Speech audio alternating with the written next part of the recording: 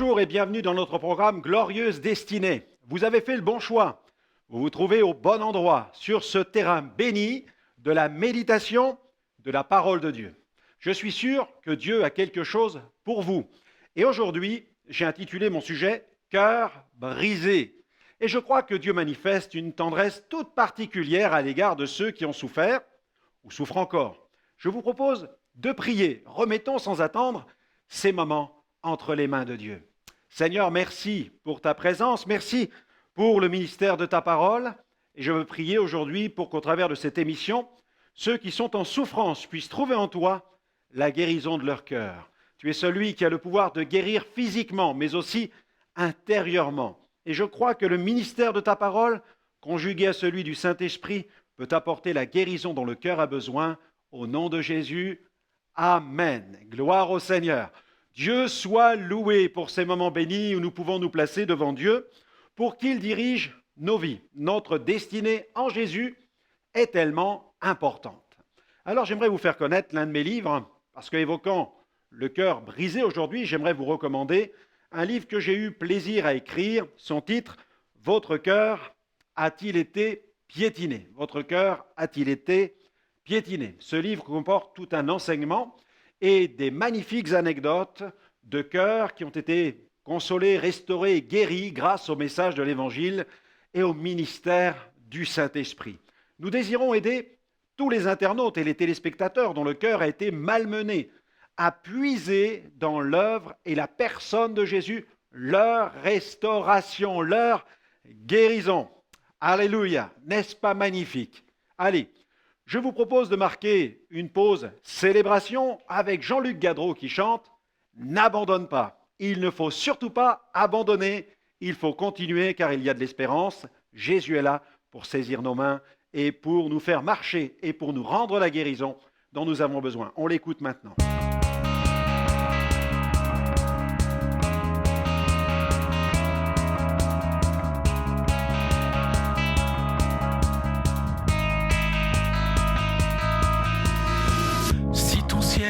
Te semble gris, si ton soleil s'obscurcit, si ta route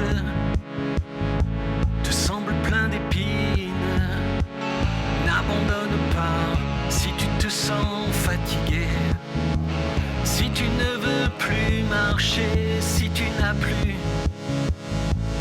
envie de vivre, n'abandonne pas, n'abandonne pas.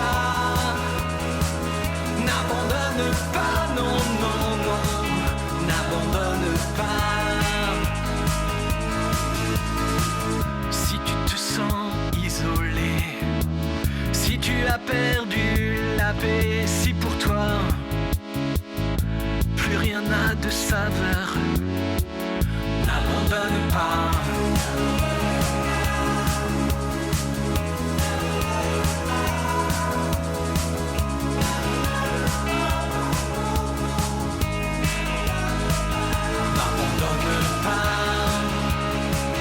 N'abandonne pas, n'abandonne pas, non, non, non, n'abandonne pas. Il veut faire de toi un sujet de joie,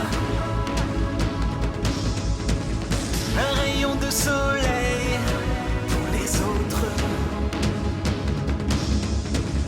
Ta vie pour lui a beaucoup de prix, il t'a choisi.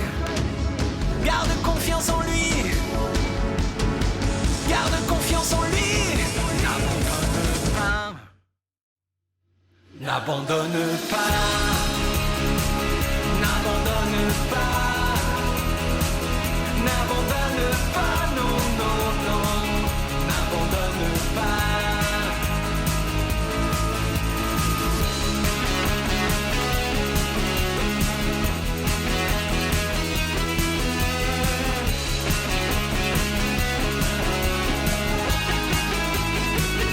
N'abandonne pas.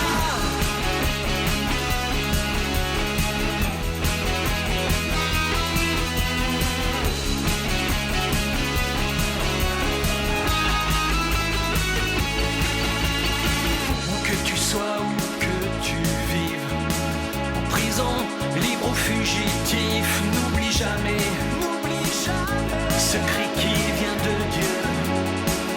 N'abandonne pas si ton ciel te semble gris, si ton soleil s'obscurcit, si ta route te semble plein d'épines. N'abandonne pas.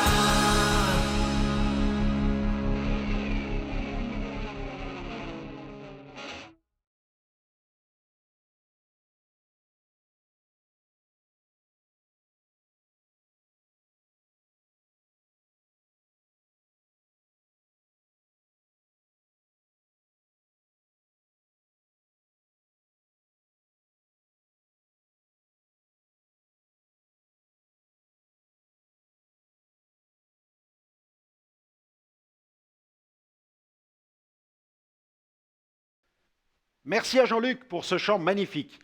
Toi qui m'écoutes, eh bien, n'abandonne pas. Un prédicateur noir de Londres racontait ce témoignage à la radio. Il avait 3 enfants qu'il aimait et l'aîné avait 17 ans. Il était comme la prunelle de ses yeux. Il connaissait la réussite dans ses études et le père était tellement fier de lui. Ce fils jouait du piano et il aimait chanter. Et puis un jour, le jeune homme a appris que le virtuose André Crouch venait pour un concert à Londres. Alors il a économisé pour s'offrir la place. Et ce soir-là, ce fut une soirée inoubliable, un des plus beaux soirs de sa vie. Et après le concert, il fallait reprendre la route, prendre le bus, et un arrêt se trouvait au coin de la rue, tout près de la salle de concert. Et une bande de jeunes s'est alors approchée de lui. Ils ont commencé à chahuter le jeune homme, tout cela parce qu'il était noir. Soudain, un des jeunes a sorti une batte de baseball et l'a frappé avec une telle violence que le jeune garçon s'est effondré dans une mare de sang. Les parents, ne voyant pas leur fils rentrer, se sont inquiétés. Cela ne ressemblait pas au jeune homme qui rentrait toujours à l'heure. Mais vers 2 heures du matin, des policiers ont frappé à la porte. Le père a ouvert. L'agent a dit au papa, « Monsieur, il faut vous rendre rapidement à l'hôpital car votre fils est entre la vie et la mort. » Les parents avaient le sentiment que le monde leur tombait sur la tête. Arrivés à l'hôpital, ils ont vu leur fils, le visage si marqué qu'on ne pouvait plus voir les yeux du pauvre garçon. Les médecins tentaient de le sauver. Des témoins avaient vu la scène et ont raconté à la police ce qui s'était passé, mais aucun d'entre eux n'avait osé intervenir. La police raconta au père ce qui venait de se produire. Et un profond sentiment de haine et de vengeance a rempli son cœur. Pendant plus de 6 mois, il a nourri ce sentiment. Il n'avait qu'une chose en tête, retrouver les 5 jeunes et les tuer. Il devenait très nerveux, il mangeait énormément, il s'est mis à prendre beaucoup de poids. Il souffrait de douleurs violentes à l'estomac, il ne supportait plus son épouse, il se fâchait même contre elle. Il ne supportait plus personne, ni même les membres de son assemblée.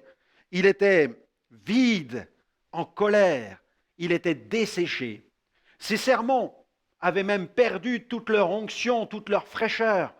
Mais l'Église a compris ce qui se passait.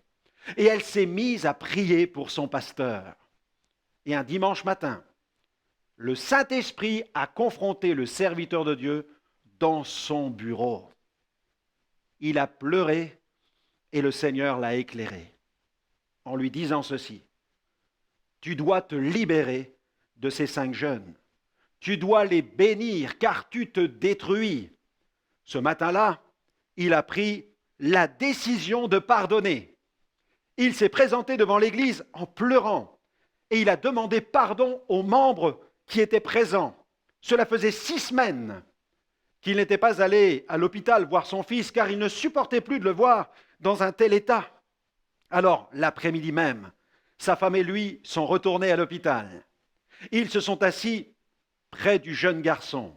Le père a pris sa main et il a commencé à lui parler. Il lui a dit, « Quand je te dis quelque chose et que tu veux me dire oui, Tout simplement, tu presses ma main.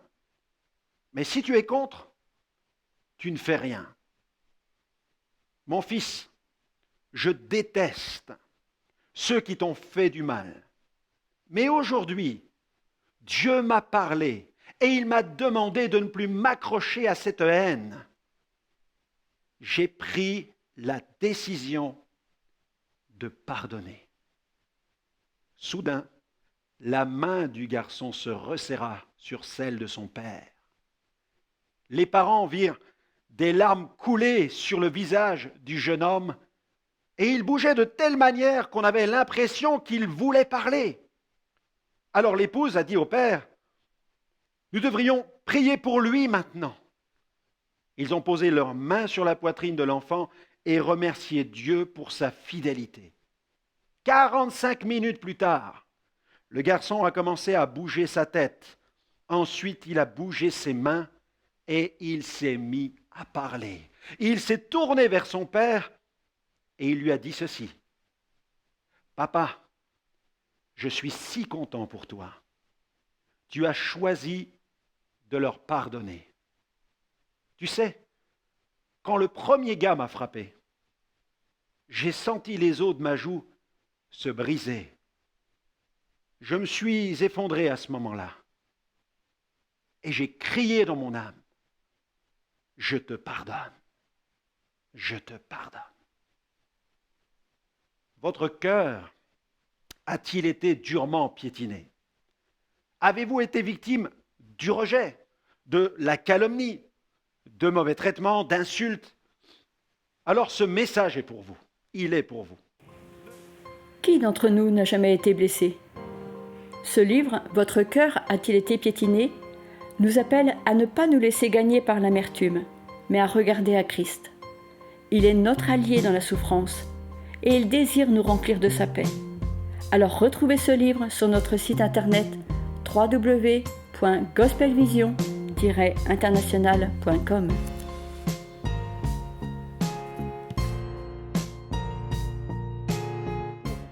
Ne faites pas les frais de l'amertume. L'amertume est un poison, elle déforme le caractère, elle enlaidit. À cause d'elle, le chrétien perd de sa dignité. L'amertume est comme un cercle vicieux, elle produit de nombreux rejetons tels que la méchanceté, la haine, la rancune, le mécontentement, le sentiment de vengeance, l'esprit critique, des querelles, les murmures, les divisions. Mais la Bible dit dans Hébreux chapitre 12, verset 15, l'auteur de ce livre nous adresse cette parole, il dit « Veillez, veillez à ce que personne ne se prive de la grâce de Dieu, à ce qu'aucune racine d'amertume poussant des rejetons ne produise du trouble et que plusieurs n'en soient infectés. Amen. » Veillez même à ce que vos prières ne soient pas contaminées par l'amertume. Faites attention, l'amertume est un piège qui peut vous faire tomber dans l'hypocrisie. Vu de l'extérieur, vous avez tout l'air d'un chrétien, mais à l'intérieur, c'est le naufrage, c'est la désolation.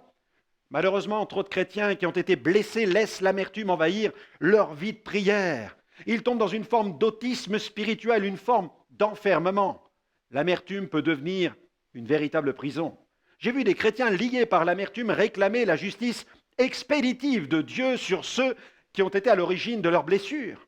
Ils finissent par tout interpréter en leur faveur. Par exemple, dès que ceux qui les ont fait souffrir sont éprouvés, ils y voient immédiatement la correction du Seigneur.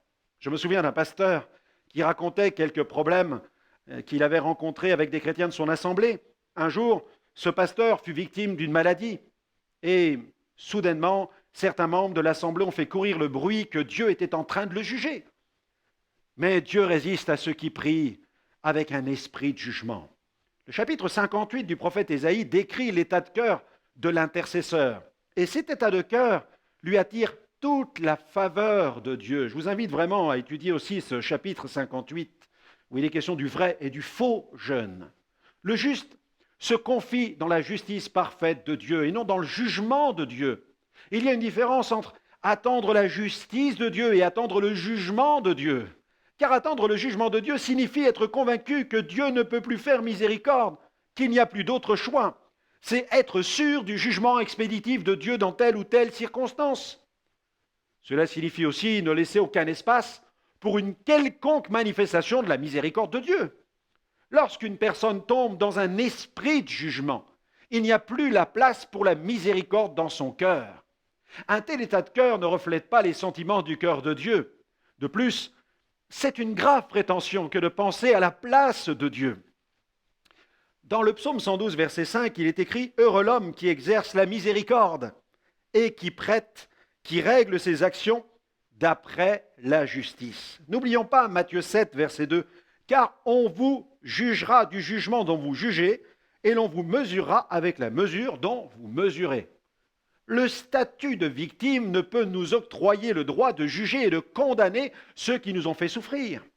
Car si nous condamnons, si nous critiquons, si nous calomnions, si nous jugeons, si nous nous vengeons, en quoi sommes-nous différents de ceux qui font le mal? Attention, cela ne veut pas dire que ce que nous avons souffert n'est rien et que Dieu est trop tolérant, par exemple. Soyons rassurés, Dieu a fixé un jour où il jugera les hommes. Mais la Bible dit, dans Romains 12, verset 19, « Ne vous vengez point vous-même, bien-aimés, mais laissez agir la colère, car il est écrit, « À moi la vengeance, à moi la rétribution, dit le Seigneur. » La justice de Dieu sera toujours le meilleur pour nous, car Dieu est juste. Quand David fit le dénombrement et que cela déplut à l'Éternel, Gad le prophète vint le trouver pour lui dire que l'Éternel allait juger cette désobéissance en lui envoyant des fléaux.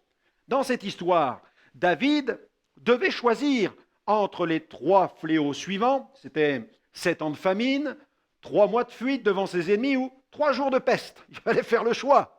David laissa l'Éternel choisir lui-même. Il s'en remit à la justice divine.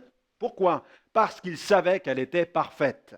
David répondit à Gad le prophète dans 2 Samuel 24, verset 14, « Je suis dans une grande angoisse. Oh, tombons entre les mains de l'Éternel, car ses compassions sont immenses, mais que je ne tombe pas entre les mains des hommes. » 2 Samuel 24, verset 15 à 16, « L'Éternel envoya la peste en Israël depuis le matin jusqu'au temps fixé, et de Dan à Beersheba, il mourut 70 000 hommes parmi le peuple.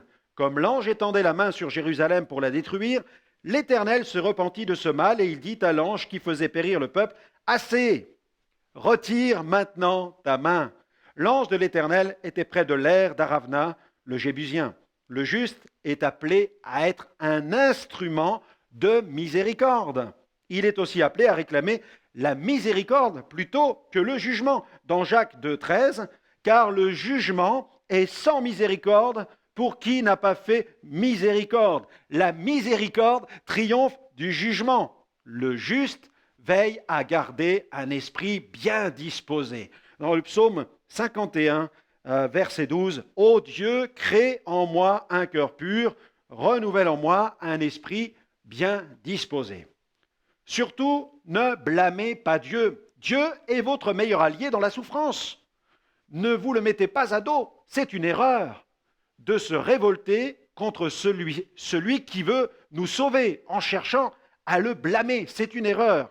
Dans Isaïe 66, verset 2, « Voici sur qui je porterai mes regards, sur celui qui souffre et qui a l'esprit abattu, sur celui qui craint ma parole. » Il éprouve de la compassion pour le cœur qui est brisé. Psaume 147, verset 3, « Il guérit ceux qui ont le cœur brisé et il pense leurs blessures. » Approchez-vous de Dieu dans un esprit de prière. Le 24 décembre 2004, sur France Inter, un auditeur a posé une question à Christian Chesneau, un des 2 otages français qui avait été retenu 4 mois en Irak par un groupe terroriste islamique.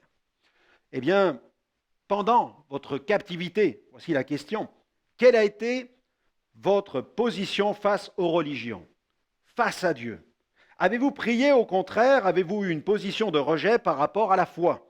Christian Chesneau a répondu, « Nous n'en avons pas parlé, car ce sont des questions intimes, mais je suis croyant et Georges Malbruno également. Nous avons prié très souvent et très régulièrement. Avec Georges, nous avions 3 séances de prière par jour, le matin, le midi et le soir. Cela nous a beaucoup aidés. Quand vous êtes dans cette situation, vous n'avez plus que Dieu sur qui compter. La prière.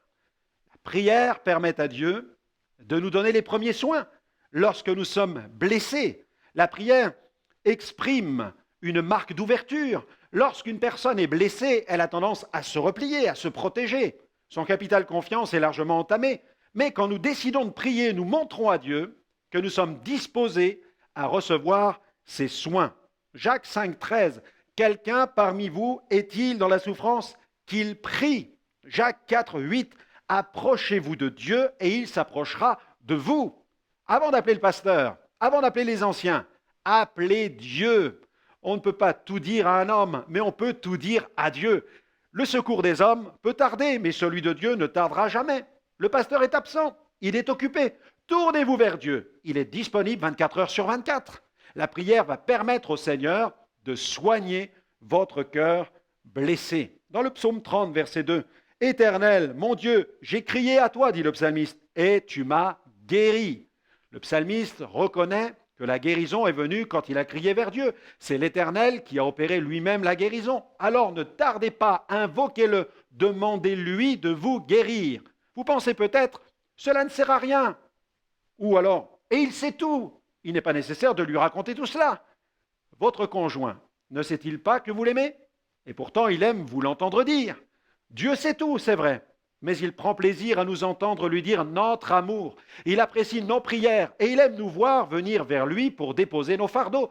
N'hésitez pas à avoir recours à la prière. Qui d'entre nous n'a jamais été blessé? Ce livre, Votre cœur a-t-il été piétiné, nous appelle à ne pas nous laisser gagner par l'amertume, mais à regarder à Christ. Et puis, puisez votre force en Jésus. Regardez à Jésus uniquement. Il est votre modèle. Son comportement face aux injures, au mépris, nous enseigne l'attitude adoptée lorsque nous sommes victimes du rejet et que notre cœur est blessé. Le pardon qu'il a accordé à ses bourreaux le jour de la crucifixion en est la plus frappante illustration. Dans Luc 23, verset 34, Jésus dit « Père, pardonne-leur, car ils ne savent pas ce qu'ils font. » Jésus est le baume pour vos blessures. Il est oint pour guérir ceux qui ont le cœur brisé. Son onction vient de Dieu lui-même. C'est le Seigneur qui l'a oint. Il n'a pas reçu l'onction d'un prophète, mais du Père lui-même. Dans Luc 4, verset 18, il est écrit « L'Esprit du Seigneur est sur moi, parce qu'il m'a oint pour annoncer une bonne nouvelle aux pauvres. Il m'a envoyé pour guérir ceux qui ont le cœur brisé, pour proclamer aux captifs la délivrance et aux aveugles le recouvrement de la vue, pour renvoyer libres les opprimés. » Cherchez à lui ressembler. Chrétien, ne signifie-t-il pas Petit Christ? La Bible dit, dans 1 Jean 2,6, celui qui dit qu'il demeure en lui doit marcher aussi lui-même comme il a marché. Identifiez votre vie à celle du Seigneur. Comment? En portant la croix. Dans 1 Corinthiens 6,7, Paul nous dit ceci, c'est déjà certes un défaut chez vous que d'avoir des procès les uns avec les autres. Pourquoi ne souffrez-vous pas plutôt quelque injustice? Pourquoi ne vous laissez-vous pas plutôt dépouiller? Il faut parfois accepter de se laisser dépouiller. Il n'est pas interdit d'user de certains moyens humains pour faire éclater la justice. Mais si c'est au détriment de notre paix, si le nom de Dieu risque d'être bafoué, et si un scandale risque d'éclabousser l'Église, il est préférable de souffrir une injustice, de se laisser dépouiller. Dans 1 Pierre, chapitre 2, verset 20, Pierre déclare « En effet, quelle gloire y a-t-il à supporter des mauvais traitements pour avoir commis des fautes? Mais si vous supportez la souffrance lorsque vous faites ce qui est bien, c'est une grâce devant Dieu. Recherchons ce qui est juste, recherchons le bien, faisons tout pour la gloire de Dieu. » Jésus nous commande de mettre en pratique ses commandements, et ceci pourquoi? Pour notre bonheur. Votre cœur a-t-il été piétiné? Inscrivez votre épreuve dans un processus de croissance. Il est bon d'inscrire sa vie dans un processus de croissance. Ce processus implique notre identification à une seule personne, la personne de Christ. Cette identification passe souvent par des épreuves, des souffrances et des blessures. Mais la Bible dit ceci, dans Romains 8, 28, « Nous savons du reste que toute chose concourt au bien de ceux qui aiment Dieu, de ceux qui sont appelés selon son dessein, c'est-à-dire son plan, son programme. » Eh bien voilà, notre émission se termine. J'espère que vous allez saisir la victoire sur cette question et recevoir la guérison dans votre cœur. N'hésitez pas à nous retrouver sur notre site web www.gospelvision-international.com. Vous y verrez de nombreuses émissions en replay. Elles vous feront, j'en suis sûr, un énorme bien. Que le Seigneur continue à répandre sa grâce sur votre vie et qu'il vous fasse pleinement entrer dans votre glorieuse destinée. Que Dieu vous bénisse et à très bientôt.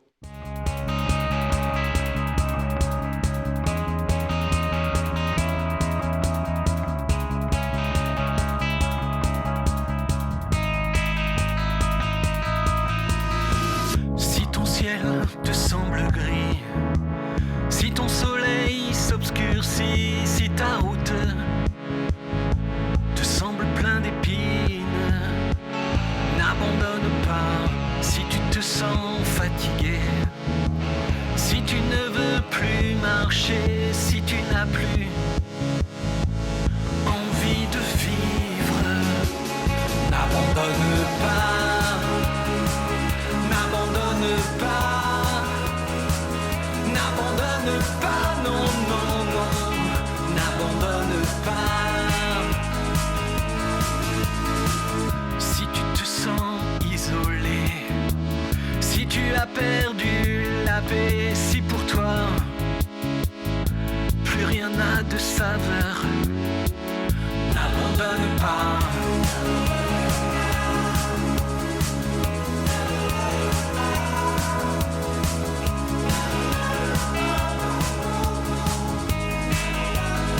N'abandonne pas,